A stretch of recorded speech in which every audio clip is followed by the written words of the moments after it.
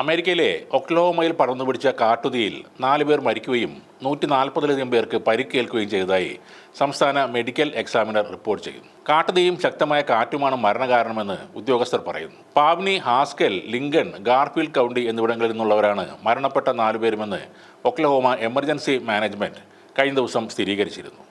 പരിക്കേറ്റവരുടെ എണ്ണത്തിലും ഇനിയും വർധനവുണ്ടായേക്കാം എന്നാണ് അധികൃതർ പറയുന്നത്. വെള്ളിയാഴ്ച പടർന്നുപിടിച്ച കാട്ടുതീയിൽ കുറഞ്ഞത് 1,70,000 ഏക്കർ സ്ഥലവും 400-ലധികം വീടുകളും കത്തി നശിച്ചതായി Oklahoma department of emergency management പറയുന്നു. വരണ്ട കാലാവസ്ഥയും ശക്തമായ കാറ്റും കാട്ടുതീയുടെ ആക്കം കൂട്ടുകയാണെന്നും ടെക്സാസിലും ഒക്ലഹോമയിലും ചില ഭാഗങ്ങളിൽ കാട്ടുതീ അതിവേഗം പടരുന്നുണ്ടെന്നും അധികൃതർ പറയുന്നു. തുൾസയിലെ ദേശീയ കാലാവസ്ഥാ നിരീക്ഷണ കേന്ദ്രം കിഴക്കൻ ഒക്ലഹോമയിൽ റെഡ് ഫ്ലാഗ് മുന്നറിയിപ്പ് നൽകി. കാറ്റിൻ്റെ ശക്തി കൂടുന്നതിനാൽ കാട്ടുതീ രാത്രി മുഴുവൻ തുടരുമെന്ന് തന്നെയാണ് കാലാവസ്ഥാ നിരീക്ഷണ കേന്ദ്രവും പറയുന്നത്. 60-70 മൈൽ സ്പീഡിൽ കാറ്റ് വീശുന്നതിനാൽ കാട്ടുതീ കൂടുതൽ വഷളാകുന്നു. കാറ്റ് കാട്ടുതീ നിയന്ത്രണ വിധേയമാക്കാനുള്ള ശ്രമങ്ങളെ നിഷ്ഫലമാക്കുകയാണ്.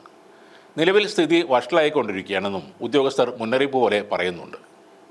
തക്ക സമയത്ത് നടത്തിയ ഒഴിപ്പിക്കലും രക്ഷാപ്രവർത്തനങ്ങളും ഈ അപകടത്തിൻ്റെ തീവ്രത കുറച്ചതായി ഒക്ലഹോമ ഗവർണർ കെവിൻ സ്റ്റിറ്റ് പറയുന്നു.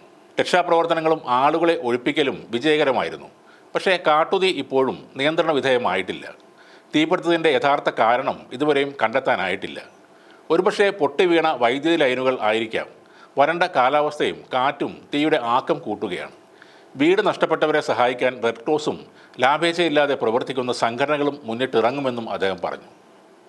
ഒക്ലഹോമയെ കൂടാതെ നോർമൻ, സ്റ്റിൽവാട്ടർ, വെൽമ, എഡ്മണ്ട്, ഷാനി എന്നിവിടങ്ങളിലും തീപിടുത്തങ്ങൾ റിപ്പോർട്ട് ചെയ്യപ്പെട്ടിട്ടുണ്ട്. കഴിഞ്ഞ ദിവസങ്ങളിൽ അമേരിക്കയുടെ തെക്ക് കിഴക്കൻ സംസ്ഥാനങ്ങളിൽ വീശിയടിച്ച ചുഴലിക്കാറ്റിലും വ്യാപക നാശനഷ്ടമുണ്ടായിരുന്നു. 34 പേർ മരിക്കുകയും നിരവധി ആളുകൾക്ക് പരിക്ക് പറ്റുകയും ചെയ്തിരുന്നു.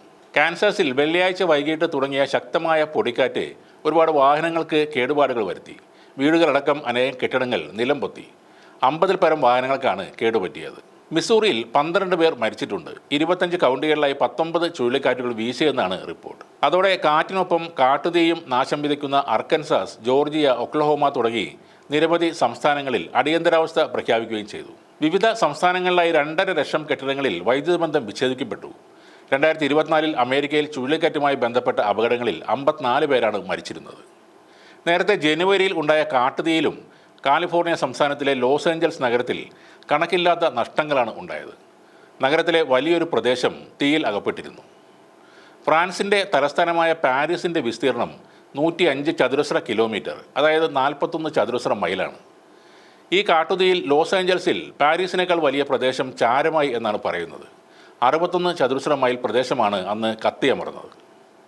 പ്രകൃതിക്ഷോഭങ്ങളും ദുരന്തങ്ങളും അമേരിക്കയെ വിടാതെ പിന്തുടരുകയാണ്. സർക്കാരിൻ്റെ ഭാഗത്തു നിന്നും കാര്യക്ഷമമായ നടപടികൾ ഉണ്ടായിട്ടും ദുരന്തത്തിൻ്റെ വ്യാപ്തി കുറക്കാൻ കഴിയുന്നില്ല. ദുർബലരായ രാജ്യങ്ങളെ പലപ്പോഴും അടിച്ചമർത്തുന്ന അമേരിക്കയ്ക്ക് പ്രകൃതി നൽകുന്ന തിരിച്ചടി എന്നാണ് പലരും ഈ ദുരന്തങ്ങളെ വിശേഷിപ്പിക്കുന്നത്.